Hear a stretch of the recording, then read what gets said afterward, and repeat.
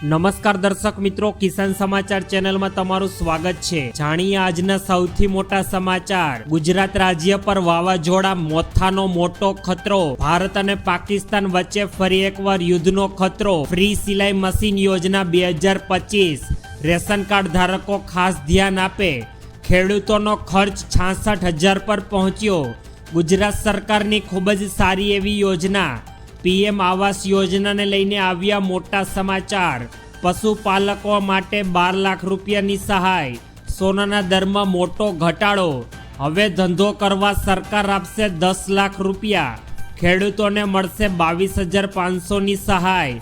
સરકારના પાપે ખેડૂતો મજબૂર બન્યા। આ તમામ નાના મોટા અને અગત્યપૂર્ણ સમાચાર જાણીએ તે પહેલાં મિત્રો, કિસાન સમાચાર ચેનલમાં નવા હોય તો ચેનલને સબસ્ક્રાઇબ કરીને વિડીયો લાઈક કરી દેજો।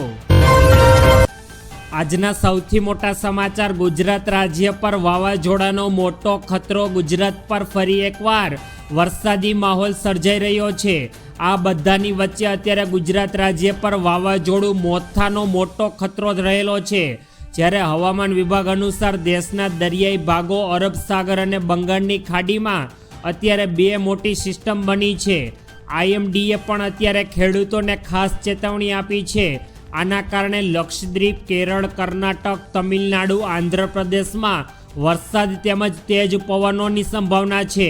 છેલ્લા 24 કલાક દરમિયાન ગુજરાતના વાતાવરણમાં પણ પલટો આવ્યો છે અને ગુજરાતમાં વાદળછાયું વાતાવરણ સર્જાયું છે અને અમુક વિસ્તારોમાં ધોધમાર વરસાદ પડ્યા છે।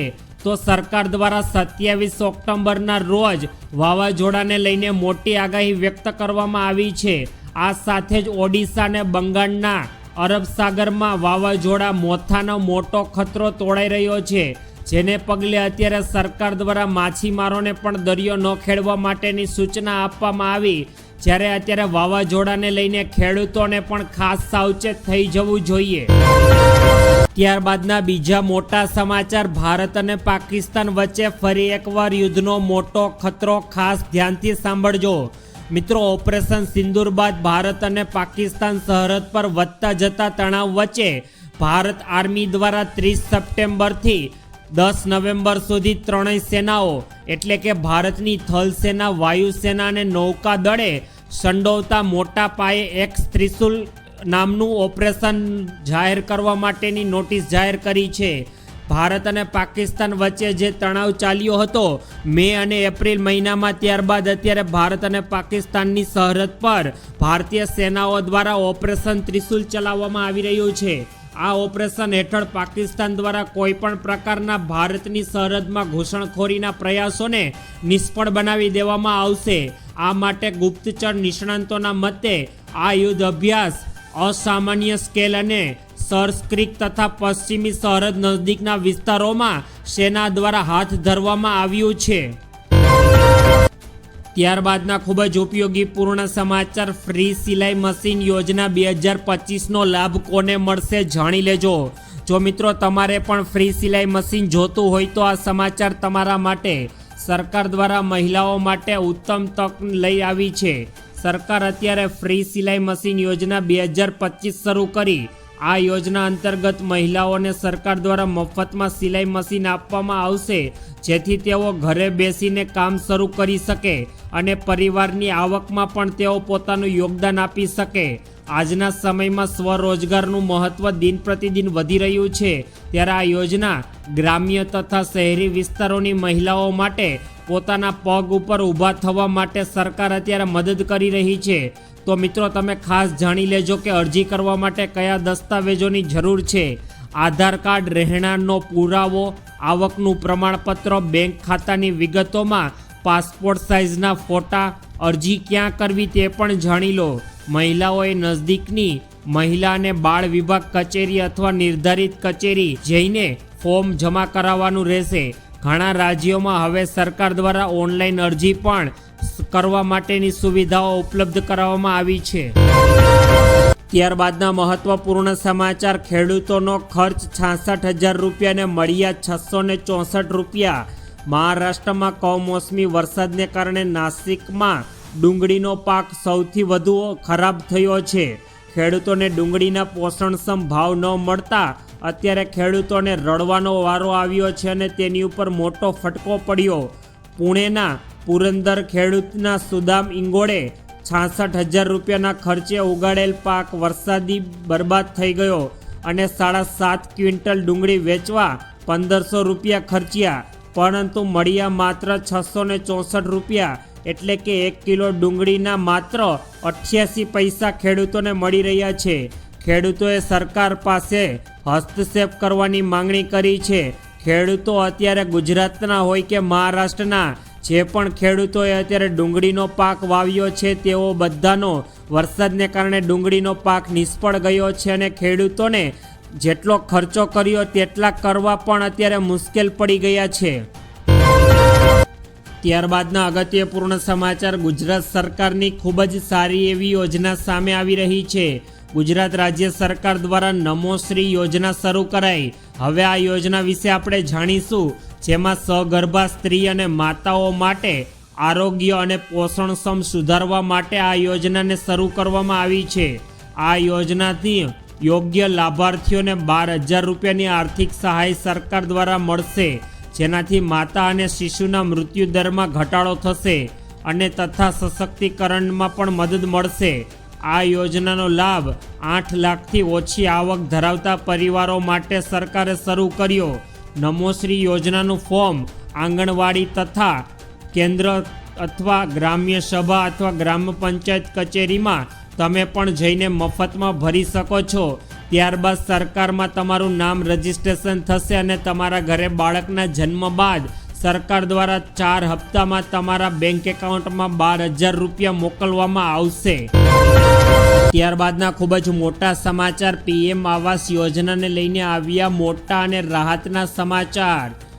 રાજ્યના લોકો માટે આવ્યા સારા સમાચાર. પીએમ આવાસ યોજના હેઠળ લાભાર્થીઓને રાજ્ય સરકાર દ્વારા 50,000 રૂપિયાની વધારાની સહાય આપવામાં આવશે.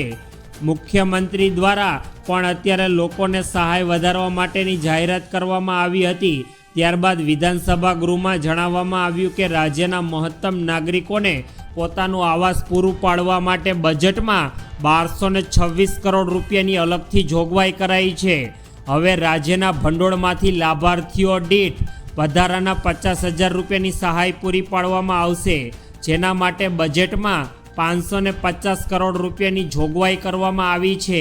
એટલે કે સરકાર દ્વારા હવે તમારા પ્રધાનમંત્રી આવાસ યોજના હેઠળ 1,20,000 રૂપિયાની સહાય તો આપવામાં આવતી હતી, પરંતુ સરકાર દ્વારા તેમાં વધારાની 50,000 રૂપિયાની સહાય ઉમેરો કરવામાં આવી છે. ત્યારબાદના મોટા સમાચાર, પશુપાલકો માટે 12 લાખ રૂપિયા સુધીની સહાય. સરકાર દ્વારા અત્યારે પશુપાલકો માટે મોટી રાહત આવી અને તબેલા લોન યોજના સરકાર દ્વારા શરૂ કરવામાં આવી છે. આ યોજના માટે લાભાર્થી પાત્રતા 18 વર્ષથી 55 વર્ષની હોવી જોઈએ અને જો આવકની વાત કરીએ તો ગ્રામ્ય વિસ્તારમાં 1,20,000 સુધી અને શહેરી વિસ્તારમાં 1.5 લાખ રૂપિયા સુધીની આવક હોવી જરૂરી છે. દૂધ મંડળી સહિત હોવી જરૂરી છે. લોનની રકમ 4 લાખ રૂપિયા સુધી. પશુપાલન સહાય યોજના, લાભાર્થી પાત્રતા માટે 10 પશુપાલકોના તબેલામાં હોવા જોઈએ. લોન સહાયની રકમ સરકાર દ્વારા 12 લાખ રૂપિયા સુધીની ચૂકવવામાં આવશે.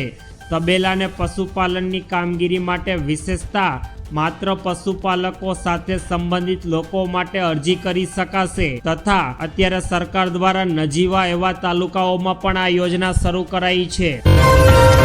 ત્યારબાદના અગત્યપૂર્ણ સમાચાર, સોનાના ભાવમાં મોટો ઘટાડો. વૈશ્વિક બજારમાં સોનાના ભાવ ઘટ્યા છે. છેલ્લા એક સપ્તાહમાં સોનાના દરમાં 12 વર્ષમાં સૌથી મોટો ઘટાડો થયો.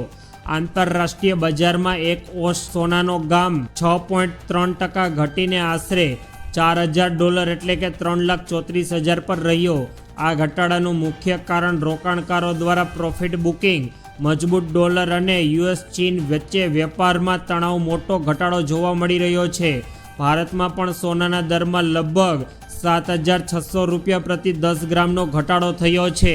સોનાના ભાવમાં એકાએક વધારા બાદ અત્યારે લોકો દ્વારા સોનાનું વેચાણ કરીને અત્યારે પ્રોફિટ બુકિંગ કરવામાં આવી રહ્યું છે, જેના કારણે અત્યારે સોનાનો ભાવ દિન પ્રતિદિન અત્યારે ગગડતો જઈ રહ્યો છે.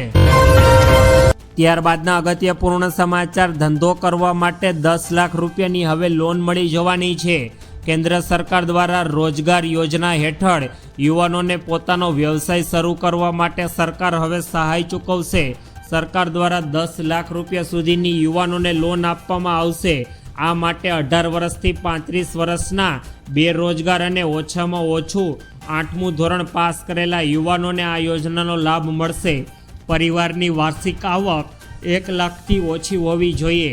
યોજના અંતર્ગત વ્યવસાયિક તાલીમ પણ મળશે અને અરજીનું KV.EIN પર જઈને તમારે એપ્લાય કરવાની રહેશે. યોજનાનો હેતુ યુવાનોને આત્મનિર્ભર બનાવવાનો અને રોજગારીના નવા રસ્તાઓ ખોલવા માટે સરકાર દ્વારા અત્યારે ધંધો કરવા માટે યુવાનોને 10 લાખ રૂપિયા સુધીની સહાય આપવામાં આવશે. ત્યારબાદના અગત્યપૂર્ણ સમાચાર, ખેડૂતોને મળશે 22,500 રૂપિયાની સહાય. ખેડૂત કલ્યાણ અને સહકાર વિભાગ દ્વારા ખેડૂતોની આવક બમણી કરવાના અનેક યોજનાઓ બનાવી રહી છે. આ યોજના થકી ખેડૂતોને આર્થિક વિકાસ કરવામાં આવી રહ્યો છે. જેમની એક યોજના PVC પાઇપલાઇન યોજના 2025 રહેલી છે. આ યોજનાથી ખેતરમાં પાઇપલાઇન નાખવા માટે તમને પણ હવે 22,500 રૂપિયા સુધીની સહાય મળવાપાત્ર છે. આ યોજના માટે અરજી કરવા તમારે ઓનલાઈન સેન્ટર પર જવું જોશે. તે માટે તમારે આઈ ખેડૂત પોર્ટલ પર પણ તમારે ઓનલાઈન અરજી કરી શકાશે અને સાથે જ ઓનલાઈન અરજી કર્યા પછી તમારે થોડી ઓફલાઈન પ્રક્રિયા પણ કરવાની રહેશે. ત્યારબાદ સરકાર દ્વારા તમારા ખેતરમાં પાઇપલાઇન નાખવા માટે 22,500 રૂપિયા ચૂકવવામાં આવશે. ત્યારબાદના મહત્વપૂર્ણ સમાચાર, સરકારના પાપે ખેડૂતો મજદૂર બન્યા.